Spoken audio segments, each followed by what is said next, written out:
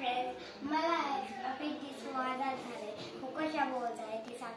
Appendix हे आजार होय जे चॉकलेट, कॅडबरी, आईस्क्रीम हे सगळे असतात त्याच्यामध्ये छोटे किडे असू शकतात, म्हणून तुम्हाला ते अपेंडिक्स होतं. अपेंडिक्स म्हणजे एक पोटाचा दुखायचा आजार असतो. ते आपण जे पोट खातो ते आपल्या अपेंडिक्स मध्ये जाऊ. अपेंडिक्स म्हणजे आधी मानवाची शेपटी होती. आधी आपण जे पूर्वज होतो, माकड होतो, तेव्हा आपल्याकडे शेपटी होती. आता पण आपल्याकडे त्याचा एक भाग आहे, पण त्याच्यामध्ये जे चॉकलेट बिकलेट ते जाऊन बसतं. त्याच्यामुळे आपल्या पोटात अर्धी शेपटी आहे, म्हणून आपल्याला ते पोट दुखायला सुरू होतं. म्हणून चॉकलेट बिकलेट खाऊ नका, नाहीतर त्याच्यामध्ये खूप आपली बाबी स्वच्छ हात धुतात, पण ते स्वच्छ हाताने नाही बनवत. ते असेच घाणेरडे थुकतात, त्याच्यामध्ये याचं घाण आपला आजार होऊ शकतो. बघा, आज अपेंडिक्सला आपल्याला मला आजार झालेला होता. बघा, माझ्या हाताला इतकं टोचतात आणि ह्या मशीन मध्ये ते टाकून आपल्याला हे सगळं रिपोर्ट देतात आणि आपले बहीण बाबाचे पैसे बी जातात. तर अपेंडिक्स हा आजार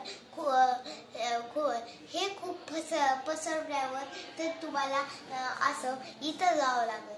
तर हॉस्पिटलमध्ये गेल्यावर तुम्हाला खूप दुखेल, म्हणून अपेंडिक्स करून घेऊ नका. बाय. पोटाची सर्जरी करायला लागते ते आणि बोटाचं ऑपरेशन करावं लागेल. जर ते वाढलं लवकरच हॉस्पिटलमध्ये जावं लागेल.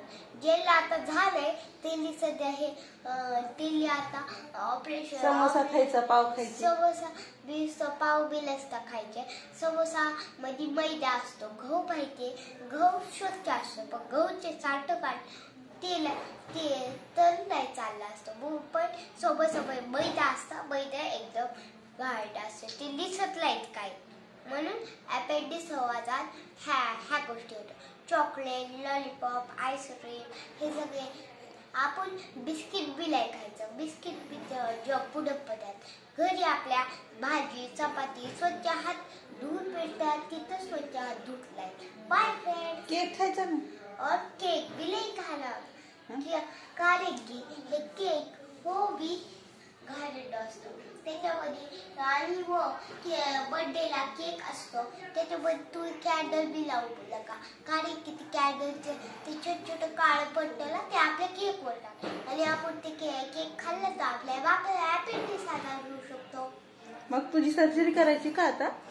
सर्जरी तुम्हाला ऑपरेशन करावं लागेल त्यासाठी. हो का? तुला कुठे टोचले दाखव.